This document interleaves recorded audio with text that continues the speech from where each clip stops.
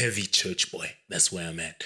And so this is uncharacteristic. What is happening in this boy's life? Why is he all of a sudden? It was big and bold at the back of my head. I would write all kinds of things back there. I'd write my name, all kinds of things, my pseudonym. I'd write all kinds of things there. And for many people who knew me at that time, it was like, okay, has he fallen into the hands of like bad actors? Is he running with the wrong crowd now? All of a sudden, like I had all kinds of hairstyles. Colored it pink, colored it blue, purple, maroon. I colored my hair. Okay. At some point I even had a mohawk. At another I had dreadlocks even. Hard to imagine, but I did it. Okay. And a lot of this wasn't because I wanted to be cool or wanted to be in or anything like that. Many people did really believe that I had fallen into the hands of like bad actors and I was running with the wrong crowd. But no, for me, it was an exploration of identity. Exactly what is this idea of identity? That's the thing that I was sort of flirting with there, because many people will take it off how someone looks, and that will be the end of all they will ever know about the person, just based off of how they look, how they dress, what hairstyle they have. And at that point, I'm like heavy church boy. That's where I'm at.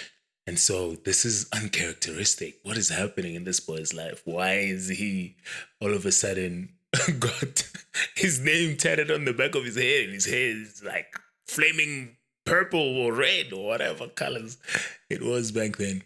And it was shocking for many people.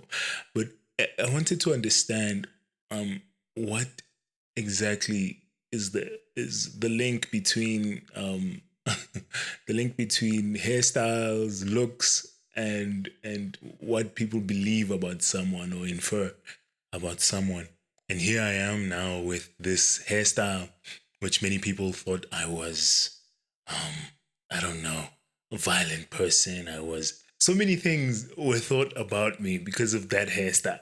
I was thought to be unchristian or not a Christian. Like it was all kinds of things that people believed just because I had my name engraved at the back of my head and crazy hairstyle. So it was a crazy experience for me that time having this hairstyle, and it was my way of putting myself in a situation that was so uncomfortable because people were looking at, like, everywhere I would go and turn, people would look.